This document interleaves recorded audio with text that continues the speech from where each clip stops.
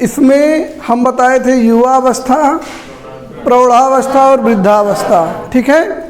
यानी कि आरंभ जो था पिछली क्लास में देख लेना, वीडियो में चाहे वैसे ही याद होगा, युवावस्था, प्रौढ़ावस्था और वृद्धावस्था, ठीक है।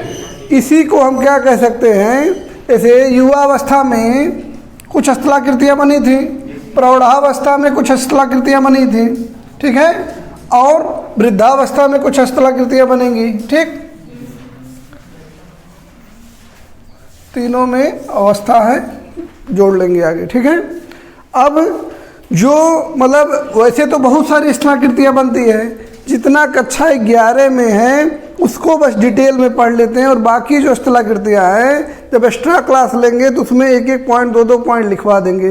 जितना डिटेल में है एग्जाम में जितना पूछेगा उसको ले लेते हैं कि मतलब विस्तार से जिनमें समझने वाली चीज़ें कैसे लिखा जाएगा, और जब 1 नंबर में आएगा तो सभी के बारे में थोड़ा थोड़ा चर्चा कर देंगे, ठीक। तो इसको जो है युवावस्था कहाँ होता है, ऊपरी भाग में, ये मध्यवर्ती भाग में होगा और ये अंतिम भाग में होगा, ठीक है, या जहाँ पर नदी समुद्र में मिलने वाली रहेगी, ठीक। अब युवावस्था में क्या बताए थे, जहाँ शुरुआत होगी तो कभी भी नदी की शुरुआत होगी तो ऊंचे क्षेत्र से होगी। ऊंचे क्षेत्र का अर्थ क्या है, पर्वतीय क्षेत्र से, पर्वतीय क्षेत्र से होगी। और पर्वतीय क्षेत्र से होने के कारण यहाँ पे ढाल अधिक रहेगा, ढाल अधिक रहेगा तो कटाव ज़्यादा करेगी, ढाल अधिक रहेगा तो नदी में गति अधिक रहेगी, और गति अधिक रहेगी तो अपने साथ पदार्थों को खींच के ले जाएगा, काटेगा ज़्यादा, कि नहीं। यानी कि यहाँ पे सबसे महत्वपूर्ण क्रिया क्या हो जाएगी, अपर्दन हो जाएगी, नहीं हो जाएगी। अब अंतिम अवस्था जो है या वृद्धावस्था जो है, जब नदी गिरने वाली रहेगी तो ढाल एकदम कम हो जाएगा, और जब ढाल कम हो जाएगा तो इसकी शक्ति कम हो जाएगी, नदी बहुत धीरे धीरे चलेगी, तो सबसे अधिक कार्य क्या होगा यहाँ पे, निक्षेपण, ठीक है। और यहाँ पे देखिए, यहाँ पर बीच की स्थिति है, कुछ अपर्दन होगा और कुछ निक्षेपण होगा, ठीक है, ये ध्यान रखना है। ये मध्यवर्ती अवस्था में अपर्दन और निक्षेपण दोनों का कार्य होगा, इस नाते स्थलाकृतियाँ अलग अलग बनेंगी, ठीक है। इतना समझ में आया, आगे बढ़े। एक बार देख लो, युवावस्था में यानी पर्वतीय क्षेत्रों में ढाल अधिक रहेगा, इसलिए अपर्दन का कार्य अधिक होगा। मध्यवर्ती अवस्था में अपर्दन और निक्षेपण दोनों का कार्य होगा, और वृद्धावस्था में या अंतिम अवस्था में जब नदी समुद्र में मिलने वाली रहेगी तो ढाल बहुत कम हो जाएगा, इस वजह से यहाँ निक्षेपण का कार्य सबसे अधिक होगा और अपर्दन का कार्य एकदम बंद हो जाएगा, ठीक है। समझ में आया, आगे बढ़ते हैं। अब देखो, इसकी वजह से कुछ स्थलाकृतियाँ बनेंगी, स्थलाकृतियाँ तो बहुत बनती हैं, तो सबको यहाँ नहीं पढ़ना है। कक्षा 11 के NCERT के हिसाब से, आप लोगों के सिलेबस के हिसाब से, तो जितने को पढ़ना है उसी को हम विस्तार से बता रहे हैं। बाकी कोर्स ख़त्म हो जाएगा तो एग्ज़ाम के लेवल में जब पढ़ाएंगे तो उसमें अलग स्तर का पढ़ा देंगे, ठीक। पहले देखिए, युवावस्था में जहाँ से नदी निकलेगी तो कुछ घाटियाँ बनेंगी, ठीक है। घाटी क्या होती है, घाटी किसे कहेंगे अगर परिभाषा पूछ ले तो, जिसमें से नदी या जल प्रवाहित होता है उसे ही घाटी कहते हैं, ठीक है। घाटी एक ऐसा क्षेत्र है जहाँ से नदी प्रवाहित होती है। अपने मन से परिभाषा बना लेंगे ना, बन जाएगा। तो घाटी क्या है, कोई ऐसा क्षेत्र जहाँ से नदी जिस रास्ते से होकर प्रवाहित होती है उसी को घाटी कहते हैं। अब ये घाटियाँ जो है, नदी की सामान्य घाटी क्या होती है, वी आकार की, ठीक। यानी कोई भी नदी बह रही है तो इसके बीच वाले भाग में दबाव अधिक रहता है। जैसे यहाँ मान लीजिए कोई भी आकार की घाटी है या नदी बहने का मार्ग है, तो यहाँ नदी बह रही है, सबसे अधिक जो है ये जल है, ठीक। सबसे अधिक ऊंचाई कहाँ है, बीच में, इस वजह से दबाव भी बीच में अधिक रहेगा, और जब दबाव बीच में अधिक रहेगा तो घाटी बीच में ज़्यादा गहरा करेगी और किनारे किनारे कम गहरा करेगी, ठीक है। तो एक वी आकार की घाटी बन गई। वी आकार की घाटी के अलावा क्या बनता है, गार्ज, कैनियन, ठीक है। गार्ज बन जाएगा, कैनियन बन जाएगा। ये देख लेते हैं गार्ज क्या है। गार्ज क्या है कि ये वी आकार की घाटी है लेकिन बहुत ज़्यादा खड़ी है एकदम, ठीक है, सीधा है। और कैनियन क्या है, यही जब गार्ज और गहरा हो जाएगा तो ये कैनियन बन जाएगा, ठीक है। एक अंतर और होता है गार्ज और कैनियन में कि इसका जो आधार है गार्ज का, इसकी तुलना में अधिक चौड़ा रहेगा, कुछ इस प्रकार का, ठीक है। शीर्ष की तुलना में इसका आधार अधिक चौड़ा रहेगा। और कैनियन में क्या होगा, शीर्ष इसका अधिक चौड़ा रहेगा और आधार एकदम सकरा रहेगा। वास्तव में गहरी वी आकार की घाटियाँ हैं दोनों, ठीक है। तो जब वी आकार की घाटी पहाड़ी क्षेत्रों में बनती है, देखो ये बनता कैसे है, गार्ज और कैनियन। जैसे मान लो कोई नदी ऐसी है जो किसी क्षेत्र में पर्वत के उत्थान से पहले थी, जैसे हिमालय में सिंधु नदी और ब्रह्मपुत्र नदी, ठीक है। हिमालय पर्वत नहीं था, वो बहती थी, ठीक है। यानी कि जो हिमालय का पीछे वाला भाग है, मान लो ये हिमालय का सबसे ऊंची चोटी है, महान हिमालय है। महान हिमालय के उत्तर में क्या है, तिब्बत है। और ये नदियाँ ये तिब्बत से निकल कर आती है और ये भी तिब्बत से निकल कर आती है। यानी कि वह कहीं न कहीं महान हिमालय की सभी श्रेणियों को काट के तब ना भारत पहुंच रही है। इसका मतलब ये हुआ कि ये नदी पहले से बह रही थी। अगर ऐसा नहीं होता और हिमालय पर्वत बन जाता, अगर हिमालय पर्वत बन जाता तो जिधर इसका ढाल रहता उधर बहती ना। पहले इसका ढाल इधर रहा होगा, पहले इसका ढाल इधर रहा होगा, लेकिन बीच में हिमालय पर्वत बनने लगा प्लेटों के लड़ने की वजह से। तो हिमालय पर्वत तो एक दिन में बना नहीं होगा, लाखों साल में धीरे धीरे उठ रहा होगा।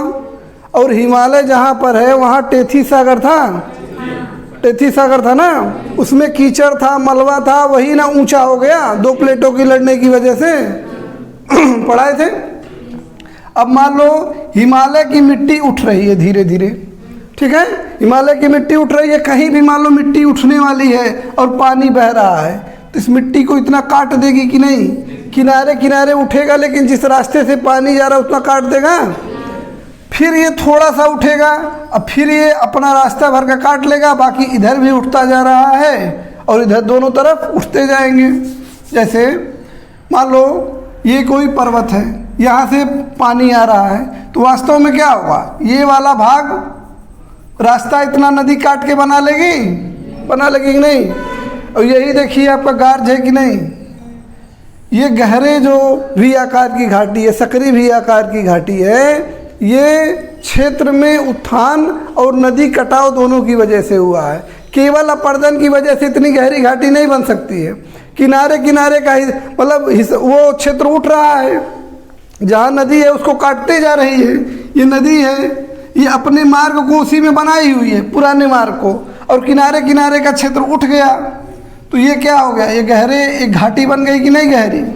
और यही गहरी घाटी क्या हो जाएगा, हमारा गार्ज हो जाएगा। समझ में आया, कोई दिक्कत हो तो बताओ। गार्ज के बारे में लिखने को आ जाएगा, गार्ज की उत्पत्ति लिख लेंगे। गार्ज क्या होता है, गार्ज कहाँ पाया जाता है, गार्ज की उत्पत्ति कैसे हुई है, हो जाएगा। क्वेश्चन लिखो,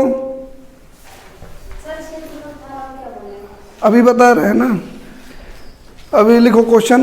गार्ज क्या होता है, गार्ज क्या होता है, यह किन क्षेत्रों में पाए जाते हैं, यह किन क्षेत्रों में पाए जाते हैं,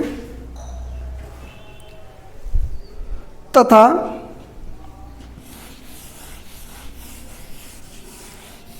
इनकी उत्पत्ति को स्पष्ट करते हुए, इनकी उत्पत्ति को स्पष्ट करते हुए सचित्र व्याख्या कीजिए।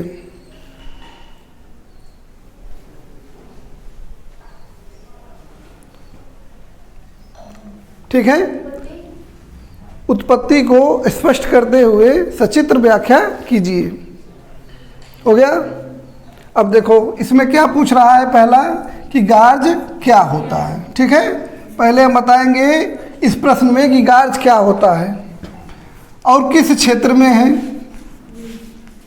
ठीक है, ये गार्ज जो है किस क्षेत्र में होते हैं और तीसरा इनका बताना है उत्पत्ति, और चित्र भी बनाना है। 4 चीज़ें हैं कि नहीं। मान लो यह प्रश्न आ गया बोर्ड परीक्षा में 6 में, अब पीसीएस यूपीएससी वगैरह में भी जब आएगा तो इसी प्रकार का प्रश्न आता है, ठीक है। उसको पकड़ना है कि ये तो आसान क्वेश्चन हो गया, आगे जब हम पढ़ेंगे तो जो किताब में दिया हुआ थोड़ा कठिन क्वेश्चन उसको कैसे लिखना, अभी पहले आसान वाला लिखते हैं। तो गार्ज क्या होता है, तो इसमें क्या लिख देंगे, गहरे वी आकार की घाटी को ही गार्ज कहते हैं। इसकी कुछ विशेषता उसको भी लिख देंगे। यह एकदम सकरा होता है, इसके आधार और शीर्ष लगभग एक बराबर होते हैं, ठीक है, हो जाएगा। आधार थोड़ा चौड़ा भी होता है, भी लिखा है तो लिखना होगा तो लिख देना, नहीं तो आधार एवं शीर्ष लगभग बराबर होते हैं तो क्या हो जाएगा, गार्ज। ठीक, क्या हो गया, एक पॉइंट में मतलब एक प्रश्न का एक हिस्सा पूरा हुआ कि नहीं। अब किसे मतलब किस क्षेत्र में पाए जाते हैं, गार्ज कभी मैदानी क्षेत्र में नहीं पाए जाएंगे। कहाँ पाए जाएंगे, पहाड़ी एवं पर्वतीय क्षेत्रों में, ठीक है। तो पर्वतीय क्षेत्रों में पाए जाएंगे, मतलब ये पर्वतीय क्षेत्रों में पाए जाएंगे। उदाहरण के लिए हिमालय के पर्वतीय क्षेत्र, रॉकी एंडीज के पर्वतीय क्षेत्र, जो जो नए पर्वत बने हैं उन ऊंचे पर्वत हैं वहीं पे गार्ज पाए जाते हैं, ठीक है। भारत में सिंधु नदी का गार्ज और ब्रह्मपुत्रा नदी का गार्ज सबसे फेमस है, तो उदाहरण दे देंगे हिमालय में सिंधु एवं ब्रह्मपुत्र नदी का गार्ज, हो जाएगा। समझ में आ रहा है। अब देखो फिर पूछ रहा है कि उत्पत्ति, मतलब इसकी उत्पत्ति कैसे हुई। तो इसकी उत्पत्ति जो है नदियों के द्वारा तलीय अपर्दन, तलीय अपर्दन का मतलब तल का लंबवत अपर्दन करते जा रही हैं और क्षेत्र में उत्थान का परिणाम है, ठीक है। तो इसके उत्पत्ति के जो है कारण लिख देंगे 2, क्या क्या, नदियों का तलीय अपर्दन। यहाँ वालों को दिख नहीं रहा हो तो इधर आके बैठ जाओ, दिख रहा है, तलीय अपर्दन। और दूसरा क्या हो जाएगा, क्षेत्रीय उत्थान या धरातल का उत्थान, ठीक। 2 चीज़ें हो गई, एक अपर्दन हो गया और दूसरा उत्थान हो गया। इन दोनों की संयुक्त क्रिया का परिणाम है। अब व्याख्या कर देंगे, यदि किसी क्षेत्र में कोई नदी पहले से बह रही है, ठीक है, मतलब बह रही है और वहाँ पर्वतीय क्षेत्र का निर्माण होता है या वो भूमि का उत्थान होता है, तो वह नदी अपने पूर्वोत्तर मार्ग पर उसी प्रकार से बहती रहती है, जिस कारण से किनारे के क्षेत्र तो उठ जाते हैं, लेकिन जिस मार्ग से नदी बह रही है, ये नदी का मार्ग है, वह सकरा और गहरा रह जाता है। इस प्रकार से गार्ज की उत्पत्ति होती है। चित्र बन जाएगा, समझ में आया। यहाँ लिख देंगे नदी, यहाँ लिख देंगे पर्वत और इसको लिख देंगे गार्ज। थोड़ा सा और सकरा बनाना, हम चित्र बनाए हैं तो चौड़ा हो गया, थोड़ा सा और सकरा बनेगा कुछ इस प्रकार से, ठीक है। गार्ज हो गया, ये समझ में आया। कल लिख के ले आना, चेक करेंगे, ठीक है। 6 नंबर का है।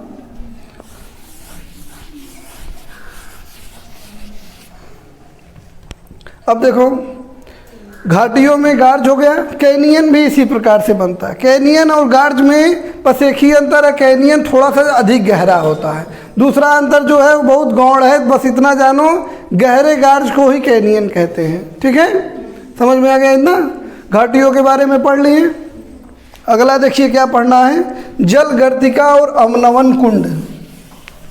जल गर्तिका और अवनमन कुंड। जल गर्तिका क्या होता है, गर्त का मतलब क्या होता है, गड्ढा। तो यानी कि जो जल गर्तिका का मतलब नदी के क्षेत्र में कोई गड्ढे वाला क्षेत्र, कुछ ऐसा पता चल रहा है कि नहीं। जल है, गर्तिका है, तो जल में कोई गर्त है, ठीक। अब मान लीजिए कोई पहाड़ी क्षेत्र है, ये इसका ढाल है, ठीक है, ये किसी नदी का ढाल है। अब नदी इस पे बहती हुई आ रही है, ठीक है। अब मान लीजिए, ध्यान से देखना, एक बार में समझ गए तो फिर दिक्कत नहीं होगी, नहीं तो फिर दिक्कत है। ये नदी बहते हुए जा रही है, कहीं कोई ये कठोर चट्टान है वास्तव में, ठीक। अब यहाँ पे कोई ऐसी चट्टान आ गई थोड़ी दूर पे, मिट्टी के जैसा, इसे यहाँ मिट्टी है, ठीक है। अब मिट्टी होने की वजह से क्या होगा, नदी के साथ कंकड़ पत्थर उतर के चलते हैं। अब ये इस पर टकराएंगे तो टकरा के खुरचने की क्रिया को क्या कहते हैं, अपघर्षण। बताए नहीं थे, अपघर्षण होगा। अपघर्षण की वजह से ये वाला क्षेत्र धीरे से कटने लगेगा। ठीक है, अब जितने कंकड़ पत्थर आएंगे इसको और गहरा करते जाएंगे कि नहीं, इसी में टकराएंगे। अब मान लो कोई कंकड़ आएगा, इसमें लड़ेगा, फिर इसमें लड़ेगा, फिर घूम के फिर बाहर निकल के जाएगा ना। इस प्रकार से ये वाला क्षेत्र जो है गहरा हो जाता है। और मान लो कोई ये कंकड़ है या पत्थर है, आया फिर लड़ा, फिर ऐसे नाचते उचते जाएगा ना बाहर। और बाद में जब ये थोड़ा और गहरा हो जाएगा तो इसमें बहुत सारे कंकड़ पत्थर आकर भर जाएंगे और ये उसी में पानी के दबाव से नाचते रहेंगे। नाच के क्या करेंगे, इसको तल को अपर्दित करेंगे। ठीक है, अपर्दित करेंगे तो एक गड्ढा बन जाएगा और इस गड्ढे से यही जो है गर्त बन जाएगा, गड्ढा बन जाएगा। इसी को हम क्या कहते हैं, जल गर्तिका। इसको भी वही क्या होता है, किस क्षेत्र में पाया जाएगा या कैसे उत्पत्ति होती है। ठीक है, ऐसे करके लिखना है। अभी इसको नहीं बताते, अब थोड़ा अलग टाइप का क्वेश्चन पकड़ेंगे कठिन, तो उसको बताएंगे। ठीक है, ये क्या है, जल गर्तिका बन गया। और जब जल गर्तिका का आकार ही बड़ा हो जाता है तो उसी को अवनमन कुंड कहते हैं। ठीक है, तो एक यहाँ बनेगा और एक अवनमन कुंड, जैसे ये पहाड़ी क्षेत्रों में बना है, ये जल गर्तिका पहाड़ी क्षेत्रों में बना, ये जो अवनमन कुंड। ठीक है, और कभी कभी आप नदी में गए, नदी के किनारे कभी गए हो, अरे कभी किसी जलाने उलाने जाते नहीं हैं, तो नदी जब बह रही है तो कुछ ऐसा क्षेत्र होता है जहाँ गोल गोल नदी का पानी घूमता है, देखे हो। तो मैदानी क्षेत्रों में भी यही कहते हैं कुंड है। और कुंड में जो एक बार चला गया वो निकल नहीं पाता है, क्यों, क्योंकि वहाँ पानी घूम घूम के नीचे जा रहा है। और जैसे ही मान लो यहाँ पे गिरे, वो घुमा घुमा के नीचे ले जाकर बैठा देगा। और वो कितना भी ऊपर आने की कोशिश करोगे जल्दी ऊपर नहीं आ पाओगे। फिर अगर इसी का धार कहीं मिला तो फिर ऊपर आओगे, फिर नीचे भेज देगा। तो कुंड में जो फंसता है सामान्यतः मौत तय है। ठीक है, कुंड जानते हो ना, नदियों में इस प्रकार के बहुत सारे कुंड होते हैं। तो जो लोग नहाने जाते हैं कहते हैं वहाँ कुंड है, वहाँ मत जाना। तो यहाँ पानी ऐसे ही घूमता रहता है। जैसे यहाँ पे वही चीज़ है, ये पहाड़ी क्षेत्रों में भी बन सकता है, मध्यवर्ती क्षेत्रों में भी बन सकता है। ठीक, समझ में आया। और जब यही जल गर्तिका बढ़ जाती है तो इसी को अवनमन कुंड कहते हैं, जिसको सामान्य भाषा में हम लोग क्या कहते हैं, कुंड कहते हैं। ठीक है, समझ में आया। आगे बढ़े, एक अवनमन कुंड और बताए थे, कहाँ बना था, जब झरने का पानी गिर रहा था, याद है। जैसे यहाँ पे एक ये झरना बनाए थे, मान लो ये जल है, तो जहाँ ये जल गिर के गड्ढा बना रहा था तो ये भी गड्ढे वाला क्षेत्र हो गया था। इसको क्या कहेंगे, अवनमन कुंड। तो अवनमन कुंड जान लो कहाँ कहाँ बन रहा है, देख लेना। ठीक है, एक पहाड़ी क्षेत्रों में भी बन सकता है, मध्यवर्ती क्षेत्रों में भी बन सकता है, और झरने के नीचे भी अवनमन कुंड बन सकता है। ठीक है, समझ में आया। आगे बढ़ा जाए। अब जल गर्तिका और अवनमन कुंड पे क्वेश्चन अभी बाद में बोलेंगे, तो लिख के ले आना वो भी साथ में, कल दोनों ही चेक कर देंगे एक साथ। अब देखिए, अवनमन कुंड के बाद क्या है, नदी वेदिका। रुक जाओ, नदी विसर्प है।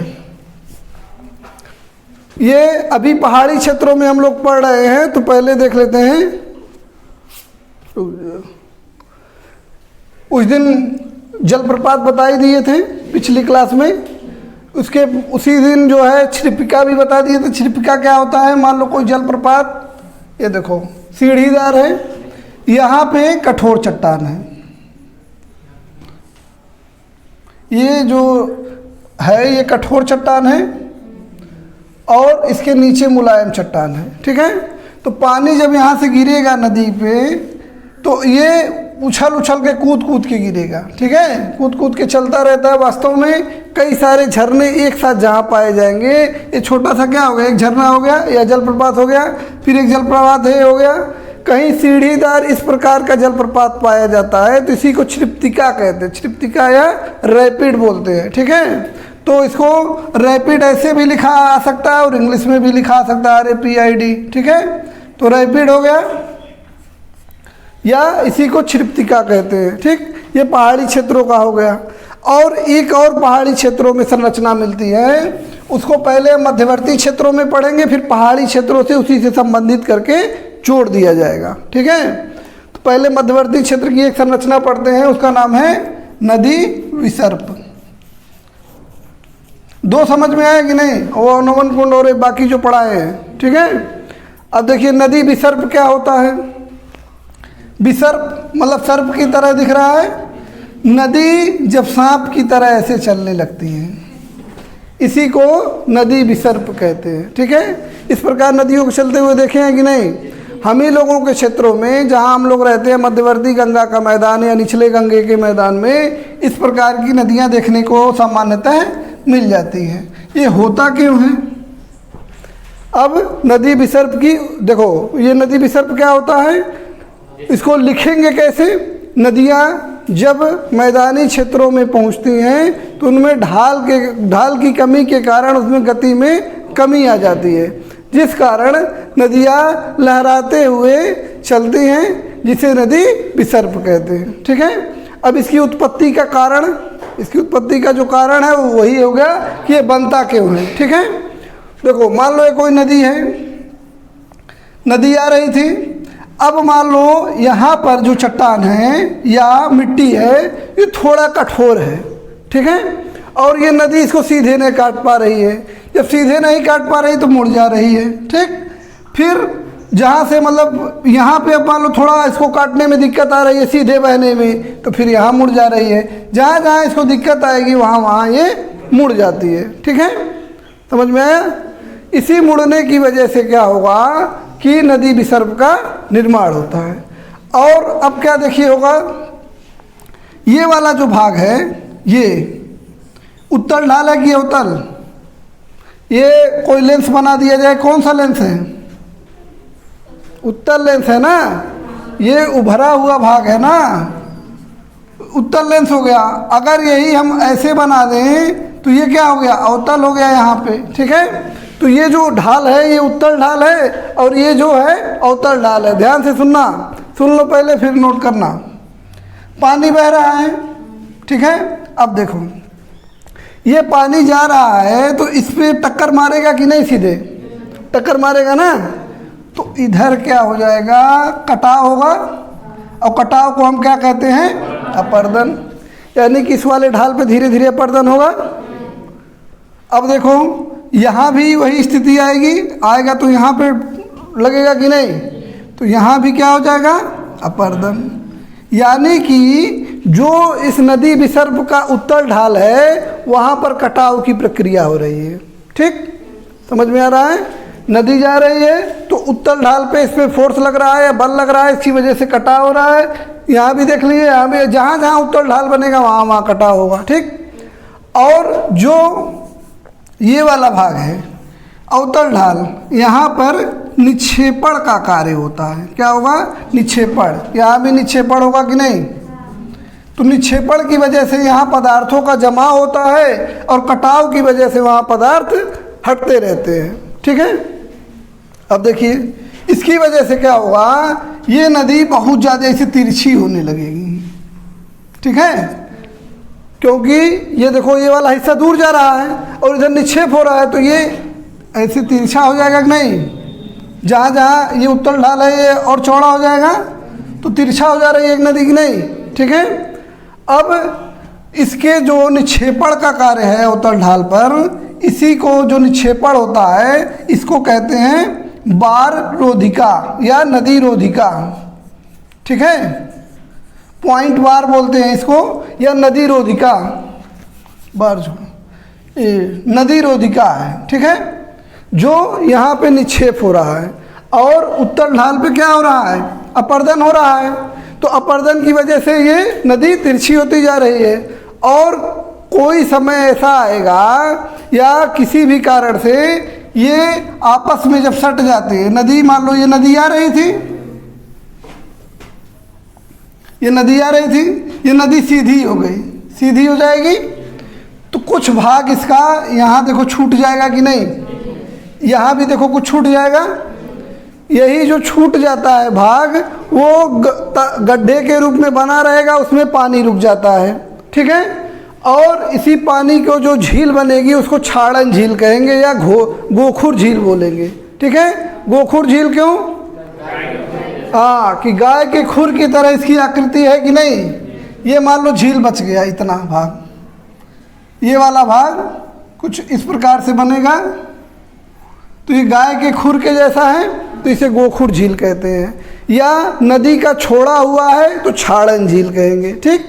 अब ये छाड़न झील मतलब ये नदी सीधी क्यों हो जाती है? देखो, नदी मुड़ी क्यों थी? क्योंकि इसमें ताकत नहीं थी, ठीक है। मतलब इसमें मतलब उसका जितनी गति थी उतने में वह इसको काट के सीधा नहीं बह पा रही थी, ठीक है। लेकिन अगर किसी कारण से जहाँ से नदी निकल रही है वहाँ उत्थान हो जाए, अगर वहाँ पे उत्थान हो जाएगा, मान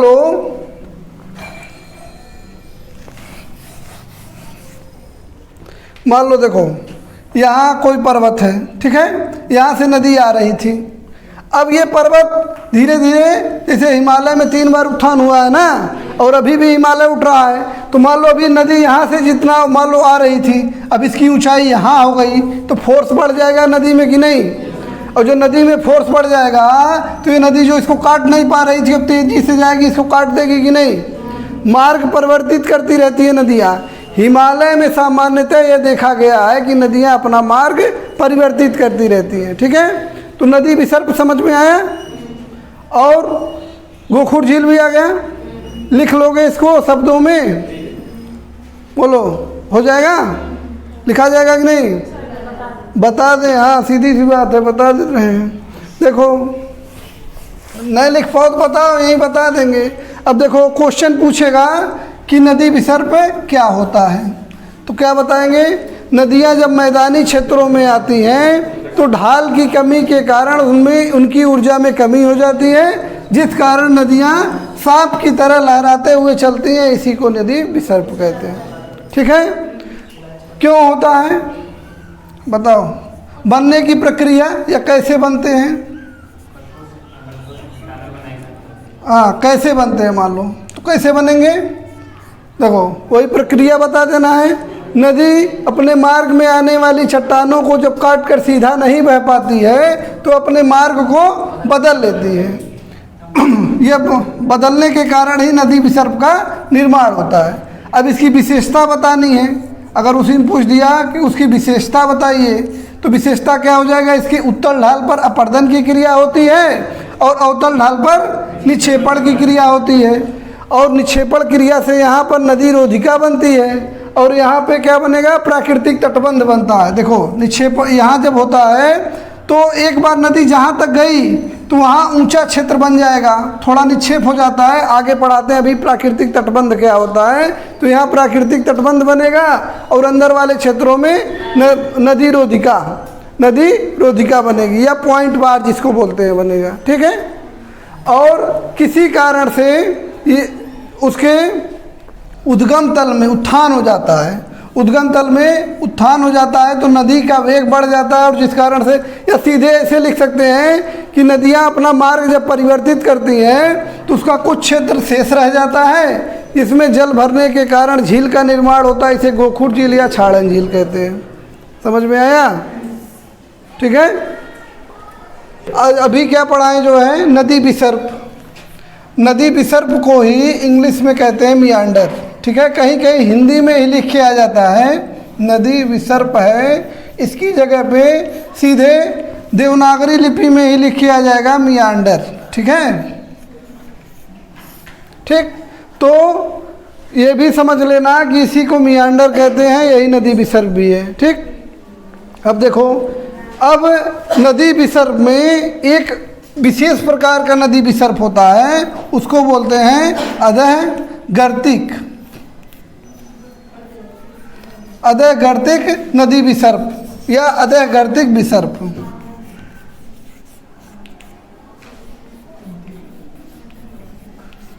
ठीक है, अधः गर्तिक नदी विसर्प या इंट्रेंच मियांडर, ठीक। देखो अब क्या है, या इसी को जो है गंभीर गंभीर अधः गर्तिक विसर्प कहते हैं। ठीक है, समझ लो वही, यानी कि गंभीर का मतलब क्या हो गया, गहरा। गंभीर का एक शब्द होता है गहरा, या अधः गर्तिक का मतलब, गर्त का मतलब क्या हो गया, गहरा, वही अधः गर्तिक। और ये सब एक ही शब्द है, उसको इंग्लिश में इंट्रेंच मियांडर कहते हैं। ठीक, ये वाला अभी जो हम नदी विसर्प बता रहे थे, ये मैदानी क्षेत्रों में बनता है। सामान्य नदी विसर्प मैदानी क्षेत्रों में बनता है। ठीक है, और अधः गर्तिक विसर्प ऐसे क्षेत्रों में बनेगा जहाँ की चट्टानें कठोर हों। ठीक है, एक वो स्थिति हो सकती है, वहाँ भी बन सकता है जहाँ चट्टानें कठोर हों। अब देखिए, अभी हम शुरू में क्या बताए हैं, जब नदी मान लो निकलना शुरू की, ठीक है, वहीं पे एक मियांडर बन गया था शुरू में। ठीक, और बाकी क्षेत्र का उत्थान होते जा रहा है, बाकी क्षेत्र में उत्थान होते जा रहा है, लेकिन वह नदी उसी मार्ग पर चलती जा रही है और इसको काट क्यों नहीं पा रही है। जैसे ये वाला क्षेत्र जो ऊंचा हो रहा है, तो नदी इसको काटेगी नहीं। दो कारण है, एक तो ये कठोर चट्टान है, दूसरा इसकी ऊंचाई जो बढ़ रही है, नदी का उद्गम स्थल और ये साथ ही साथ बढ़ रहा है। ठीक है, वास्तविकता यह है कि कठोर चट्टानों की वजह से ये काट नहीं पाती है और इसकी गहराई क्रमशः बढ़ती जाती है। ठीक है, गहराई इसकी बढ़ती जाती है, और जब बहुत गहरा हो जाता है तो उसी को हम क्या कहते हैं, अधः गर्तिक विसर्प। एक तो ये पहाड़ी क्षेत्रों में हो गया, जैसे आपकी किताब में बना होगा, कोलोराडो नदी का एक नदी विसर्प है, वो अधः गर्तिक विसर्प का ही उदाहरण है।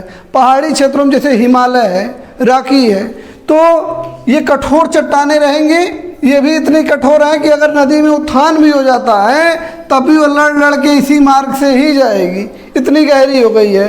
अब बहुत ज़्यादा मोटी हो जाएगी चट्टान तो उसको काट नहीं पाएगी, और इसमें जो उत्थान हो रहा है उसका असर नीचे दिखाई दे रहा है, नीचे गहरा अपर्दन करते जा रही है, जिसकी वजह से अधः गर्तिक विसर्प बन गया। ठीक, या मान लो कहीं नदी विसर्प है, ठीक है, कहीं नदी विसर्प है और अभी क्या हुआ था, उत्थान हो गया था। उत्थान की वजह से क्या हुआ, उत्थान की वजह से ये इसको काट के सीधा कर देते, हुआ था। लेकिन मान लो कि इसको सीधा नहीं कर पाती है, चट्टान कुछ कठोर है यहाँ पे, तो वह क्या होगा, इसी को गहरा करते जाएगी कि नहीं, तो गहरा जब करते जाएगी तो इसी को भी अधः गर्तिक विसर्प कहते हैं। ये जो उत्थान हो रहा है, इस घटना को कहते हैं नमोन्मेष। नमोन्मेष यानी कि फिर से जो है उसमें उत्थान हो गया, इसी को नमोन्मेष कहते हैं। तो लिखते समय लिखेंगे, नमोन्मेष की अवस्था में जब नदी के उद्गम में उत्थान हो जाता है तो नदी तलीय अपर्दन बढ़ा देती है। अब उस बढ़ाने से या तो सीधा कर देंगे तो छाड़न झील बन जाएगी, सीधा नहीं करेंगे कठोर चट्टान आ गई तो अधः गर्तिक विसर्प बन जाएगा। समझ में आया? ठीक है, आगे बढ़े। अब देखिए अगला है आपका नदी वेदिका। क्या है? नदी वेदिका।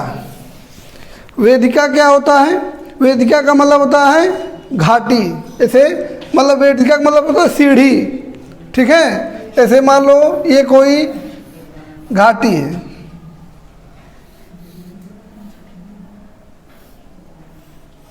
देखो ये एक प्रकार की नदी घाटी है, समझिए। ठीक है, ये नदी घाटी है। ये ऐसे कैसे बन गई? हुआ क्या था, देखो दो कारण हो सकते हैं। इससे क्या पता चलता है कि नदी पहले यहाँ तक बहती रही होगी, ठीक है, और इसका जो है कुछ इस प्रकार से स्थिति रही होगी। ठीक है, पहले नदी ऐसे बहती हुई, ये भी आकार की घाटी लगभग लग रही है कि नहीं, ये वाली स्थिति कुछ इस प्रकार से रही होगी। ठीक है, यानी नदी वहाँ तक बह रही थी, नदी के जल में कमी आ जाएगी तो ये वाली घाटी इसको छोड़ देगी। नदी के जल में कमी के कारण अब ये बीच में ही बह रही है, पानी कम हो गया तो ये जो छूटा हुआ भाग रहेगा ये नदी में ये दिखेगा कि नहीं कि पहले घाटी यहाँ से थी और यहाँ से थी और अब घाटी कम हो गई। अब मान लो और पानी कम हो गया, एक सीढ़ी और बना देते हैं।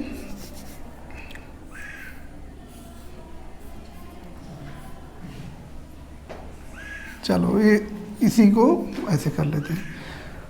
नदी यहाँ तक रह गई तो ये बनेगा, और कम हो गई तो फिर यहीं तक रह गई नदी तो ये दिखाई देगा कि नहीं, समझ में आया। यानी कि नदी, इसके नदी वेदिका बनने का कारण एक हो गया कि नदी के जल में कमी। नदी के जल में पहले अधिकता रही होगी तो पुरानी घाटी को कम, जैसे बाढ़ के समय देखते हो कि नदी खूब चौड़ी हो जाती है और जब वापस आएगी तो दिखेगा कि नहीं पहले नदी यहाँ तक थी, अब घटते घटते यहाँ तक पहुँच गई, फिर यहाँ पहुँच गई, तो थोड़े थोड़े निक्षेप हो जाते हैं। यही निक्षेप ही क्या है, नदी वेदिका की तरह हमको दिखाई देते हैं। या दूसरा कारण क्या हो सकता है, मान लो एक कारण तो हो गया जल की कमी, ठीक, और दूसरा कारण हो सकता है मान लीजिए यहाँ कोई नदी बह रही थी, ठीक है, चौड़ी वी आकार की घाटी है, लगभग किनारे जब चौड़ी हो जाती है वी आकार की घाटी तो पार्श्व वाला या किनारों का अपर्दन होगा, पार्श्व अपर्दन की क्रिया हो रही है, ठीक। और नदी में जब शक्ति मतलब ढाल कम हो जाती है तो किनारे किनारे का अपर्दन करेगा, बीच में अपर्दन नहीं करता है। लेकिन अगर नदी में शक्ति बढ़ जाए, और नदी की शक्ति कैसे बढ़ती है, नवोन्मेष के कारण ऊंचाई बढ़ जाए, नवोन्मेष के कारण क्या होगा, ये मान लो ऐसी थी, अब क्या करेगा, नदी इसमें नीचे अपर्दन करने लगेगी, ठीक। तो अभी घाटी जो थी वो ऐसे दिख रही थी, अब और गहरी हो जाएगी कि नहीं, अब कुछ इस प्रकार का हो जाएगा, ये सीढ़ी के जैसे फिर बनने लगेगी। और यही क्रिया बार बार होती है, जैसे गहरी घाटी बन गई वी आकार की, फिर इसी प्रकार से हुआ तो फिर दूसरी वी आकार की घाटी बन गई, तो देखो सीढ़ी बन रही है कि नहीं। और यही क्रिया अगर बार बार हुई हो तो कुछ इस प्रकार की घाटियाँ बन जाती हैं, जिसे नदी वेदिका कहते हैं। तो नदी वेदिका के दो कारण हो गए कि नहीं।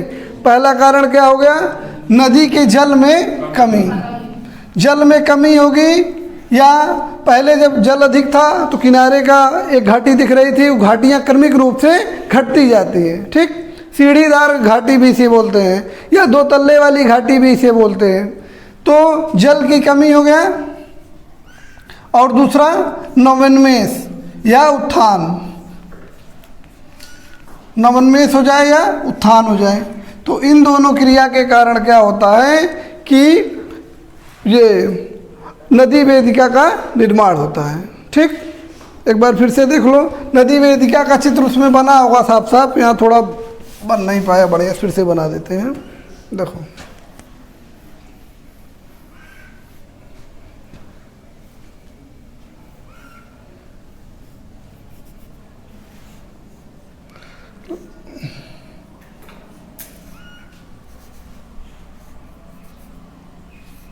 ठीक है, कुछ नदी वेदिका ऐसी हैं, पहले मान लो पानी यहाँ तक था, फिर घटते घटते यहाँ तक हो गया, पहले यहाँ तक था, मान लो ये लेवल 1 हो गया, लेवल 2 हो गया, और एक ये लेवल 3 हो गया, ठीक है। यानी कि जैसे जैसे पानी घट रहा है वैसे वैसे उसकी घाटी का आकार जो है सकरा होता जा रहा है, और सीढ़ी नुमा क्षेत्र बनता जा रहा है, जिसको नदी वेदिका कहते हैं, ठीक है। अगर ये दोनों क्षेत्र, मतलब ये जो सीढ़ी बन रही है और ये सीढ़ी है, अगर एकदम समानांतर है तो इसको बोलेंगे युग्मित, युग्मित वेदिका,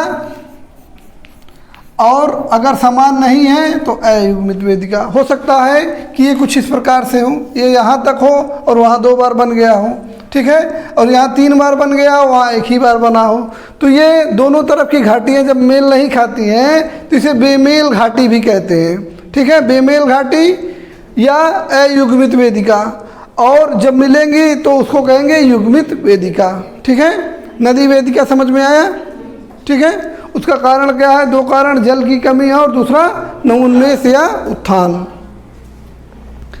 अभी तक जितना था ये सब अपर्दन द्वारा बनने वाली स्थलाकृतियाँ थीं। एक नदी विसर्प को छोड़ दिया जाए तो बाकी जितनी भी घटनाएं हुई हैं उसमें अपर्दन का कार्य ही है। और नदी विसर्प में अपर्दन और निक्षेप दोनों का कार्य था कि नहीं।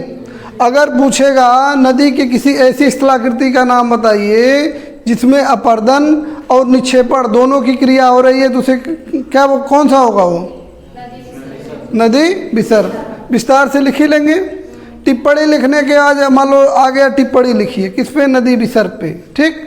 तो उसमें क्या होता है, कैसे बनता है, उसकी विशेषता, बार रोधी का साफ बना देना है, ठीक है। एक बार किताब में देख लेना और अच्छे से समझ में आ जाएगा। अब देखिए निक्षेप द्वारा जो अष्टलाकृतियाँ बनती हैं, अभी मध्यवर्ती भाग में ही, ये मध्यवर्ती भाग में कुछ और अष्टलाकृतियाँ बनती हैं जो आपकी किताब में दिया गया है।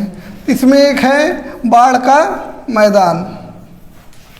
बाढ़ का मैदान क्या होता है, जहाँ बाढ़ आता है, जब बाढ़ आ जाता है किसी क्षेत्र में, बाढ़ आने का मतलब क्या है, नदी जिस घाटी से बह रही है, मान लो ये नदी की घाटी है, इसको तोड़कर बाहर निकल जाए, इसको तोड़कर बाहर निकल जाती है, और इस तोड़ के बाहर निकलने के बाद जल फैल जाता है कि नहीं।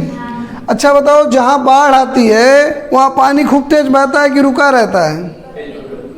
तेज कहाँ बहता है, जैसे गांव में घुस गया पानी तो गांव में धारा नहीं चलेगी, मुख्य धारा तो नदी की चल रही है जहाँ चलनी थी, बाकी पानी आकर वहाँ पे लगा रहता है और वो डूबा रहता है, ठीक है। अब बताओ, जब वो नदी जब आई होगी पानी उसका, तो उसमें छोटे छोटे महीन कण रहे होंगे कि नहीं, और जब कई दिनों तक यहाँ पानी रुका रह जाएगा तो वो महीन कण धीरे धीरे नीचे बैठ जाएंगे, और बैठने की वजह से जिस मैदान का निर्माण होता है उसी को क्या कहेंगे, बाढ़ का मैदान। उपजाऊ होगा कि बंजर होगा? हाँ, अत्यधिक उपजाऊ होगा, ठीक है। इसी कारण से बाढ़ वाले मैदान में जो लोग रहते हैं, चाहे कितना भी बाढ़ आए वो छोड़ के नहीं जाते हैं। एक बार घर उजड़ गया फिर आग बसाएंगे, क्यों? क्योंकि वहाँ मिट्टी उपजाऊ है, वहाँ धान होगा, गेहूँ होगा कि नहीं। और बाढ़ वाले क्षेत्रों में जहाँ धान की फसल नहीं हो पाती है, वहाँ गेहूँ की फसल खूब मोटी मोटी होती है। उसका कारण एक है कि हर साल नई मिट्टी आके जमती है जो बहुत उपजाऊ होती है, और दूसरा कारण एक है कि केवल एक वर्ष में एक ही फसल हो रही है, तो इस वजह से मिट्टी का उपजाऊपन वहाँ बढ़ा रहता है, ठीक है। तो ये क्या हो गया, बाढ़ का मैदान। अब देखिए नदी के किनारे किनारे भाग का, जहाँ नदी बहती है उसके किनारे किनारे भागों में क्या होता है, कहीं पे जाके, जैसे कोई भी नदी बह रही है, ऐसे थोड़ी ना कि क्या है जितना दूर बहे कहीं ना कहीं जाके ख़त्म होगी ना। मान लो ये नदी बह रही है और यहाँ तक जहाँ लोग ख़त्म हो रही है, तो यही जहाँ पे नदी ख़त्म हो रही है, यहाँ पर नदी के द्वारा ही ला ला के पदार्थों का धीरे धीरे जमाव कर दिया जाता है, ठीक है। और ये इसके तटबंध या बांध की तरह काम करता है। बांध जानते हो, नदियों को जो है पानी को एक क्षेत्र में रोकने के लिए बनता है, तो ये भी तटबंध हो गया कि नहीं, नदी का तटबंध हो गया। और इसको किसी ने बनाया है? नहीं, अपने आप बना है प्राकृतिक रूप से, तो इसको क्या कहेंगे, प्राकृतिक तटबंध, या इसी को प्राकृतिक बांध भी कहेंगे। तो लिखेंगे क्या, पढ़ना तो समझा देंगे हम कई भाषा में। बाढ़ के मैदान और तटबंध, अरे प्राकृतिक तटबंध लिखो, क्वेश्चन। टिप्पणी लिखिए, टिप्पणी लिखिए मतलब 3 नंबर वाला, ठीक है। टिप्पणी जानती हो, छोटी मतलब उसका थोड़े से शब्दों में व्याख्या करना है, इसको बोलते हैं टिप्पणी। टिप्पणी लिखिए 2 पे, कौन कौन, बाढ़ का मैदान और दूसरा लिख लो प्राकृतिक तटबंध।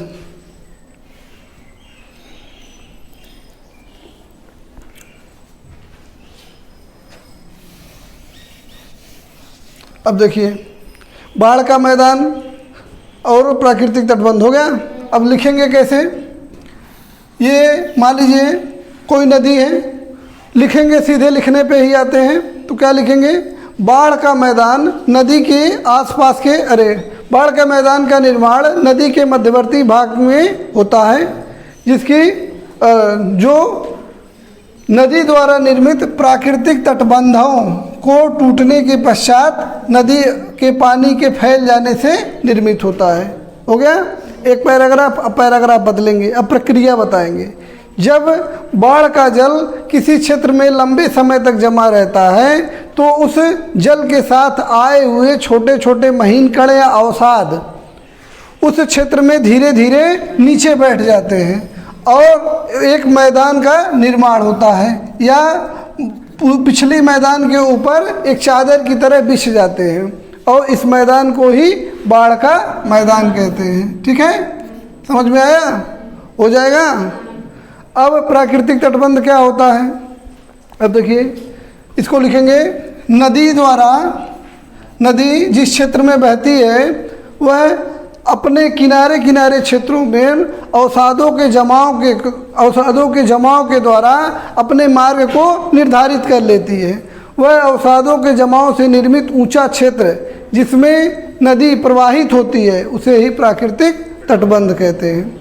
अब यह नदी के अगर पास में है, अगर यह नदी के पास में बनता है तो मोटे मोटे कणों से बनेगा, ठीक है, क्योंकि नदी के पास था, नदी की धारा थी वहाँ पे, तो नज़दीक में आ गया तो बड़े बड़े या मोटे मोटे कणों से बन गया, और नदी से अगर दूर बनेगा तो महीन महीन कणों से बनेगा, छोटे छोटे कणों से बनेगा, ठीक है। और ये प्राकृतिक तटबंध क्रमशः टूटते भी रहते हैं। जैसे ऐसा नहीं है कि एक बार प्राकृतिक तटबंध बन गया तो टूटेगा नहीं, ये बहुत आसानी से टूट जाते हैं। थोड़ा सा भी जल बढ़ेगा नदी का प्राकृतिक तटबंध टूट जाता है। और जब ये टूटता है, और ऐसा भी नहीं है कि ये लगातार रहेंगे, ये कहीं कहीं कटे छटे रहते हैं, मतलब इतना है फिर बीच में जगह है, फिर इतना है फिर बीच में जगह है, तो ये आसानी से टूट जाता है और इसी के टूटने से बाढ़ आता है और बाढ़ के मैदान का निर्माण होता है।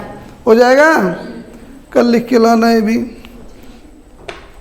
अब देखिए निक्षेप द्वारा कुछ और स्थलाकृतियाँ बनती हैं। एक बाढ़ का मैदान हो गया, प्राकृतिक तटबंध हो गया। अब अंतिम अवस्था में देखो क्या क्या बनेगा, या निचले भाग में क्या क्या बनेगा, ये मध्यवर्ती भाग था। अब निचला भाग, निचले भाग की सबसे बढ़िया जो मतलब कहाँ से निचला भाग शुरू हो रहा है वहाँ पे जो सबसे आखिरी में बनता है उसको क्या कहेंगे, डेल्टा। डेल्टा क्या होता है, नदियों के द्वारा लाए गए निक्षेपों से निर्मित मैदान को डेल्टा कहते हैं। लेकिन ये कहाँ बनेगा, समुद्र तट के पास। तो इसको लिखेंगे कैसे, देखिए नदी अपने उद्गम से मुहाने तक लंबी गति करने की उद्गम से मुहाने तक लंबी गति करने के दौरान विभिन्न प्रकार के अवसादों को अपने साथ लेकर चलती रहती है।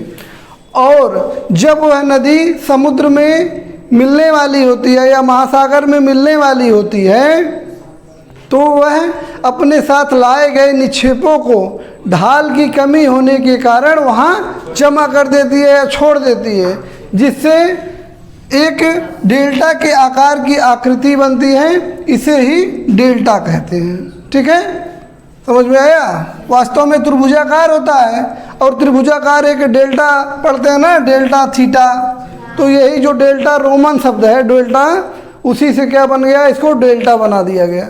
एक वैज्ञानिक थे पहली बार जो है हम्बोल्ट, तो नील नदी के पास ऐसा आकृति देखे, उसी के आधार पे हम्बोल्ट ने इसका नाम डेल्टा रख दिया, तब से डेल्टा पढ़ाया जा रहा है।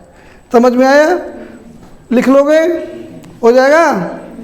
अब देखिए एक और स्थलाकृति है नदी भितिरिका। नदी भितिरिका क्या होती है, नदी भितिरिका या गुम्फित नदी एक दूसरे से संबंधित है। गुम्फित नदी या नदी भितिरिका, मान लो ये नदी जा रही है, ठीक है, ये कहाँ बनेगी, एकदम निचले भागों में, ठीक। और इसमें अब एकदम शक्ति खत्म हो गई है, नदी वृद्ध हो गई है ना, इसके सामने जहाँ भी थोड़ा मिट्टी का ढेर आता है वह मुड़ जाती है, ठीक है। फिर यहाँ मिट्टी का ढेर मान लो आ गया तो फिर मुड़ जाएगी। यहाँ भी मिट्टी का ढेर आ गया तो अगर पानी आ रहा तो यहाँ भी मुड़ जाएगी, नहीं तो कुछ इस प्रकार की आकृति बनती रहती है। ये मान लो यहाँ जा रही थी, यहाँ मुड़ जाएगी। तो इस प्रकार नदियाँ अंतिम में जब मतलब निचले भाग में जब सागर से मिलने वाली होती हैं तो वह कई सारी धाराओं में बट जाती हैं। इसी को इस प्रकार की नदी को क्या कहेंगे, गुम्फित नदी, और इसी को ही नदी भितिरिका भी कहते हैं। समझ में आया। एक चीज़ छूट गया है बताने के लिए, जलोढ़ पंख और जलोढ़ शंकु, ये समझ में आया कि नहीं। गुम्फित नदी और नदी भितिरिका नदी है, इसका ढाल बहुत कम हो गया है या वृद्धावस्था में है, सामने कोई भी आ रहा है या कुछ भी थोड़ी सी मिट्टी आ जाए तो वहाँ से मुड़ जा रही है। ये मुड़ते मुड़ते कई सारी धाराओं में बट गया। इसी धाराओं को बटने को ही गुम्फित नदी कहेंगे या नदी वितरिका कहेंगे। समझ में आया? एक और स्थलाकृति है, ये कौन कौन कहाँ कहाँ बन रहा है ये ध्यान में रखना। जैसे एक स्थलाकृति है जलोढ़ पंख और जलोढ़ शंकु, जलोढ़ शंकु और एक जो है जलोढ़ पंख। ठीक है। शंकु क्या होता है? शंकु देखे हो? शंकु की आकृति कैसी होती है? जोकर की टोपी की तरह। ठीक है। तो जैसे कोई पहाड़ी क्षेत्र है, पहाड़ी क्षेत्र से जब नदी आती है तो अपने साथ बड़े बड़े कंकड़ पत्थर को लेके आएगी कि नहीं?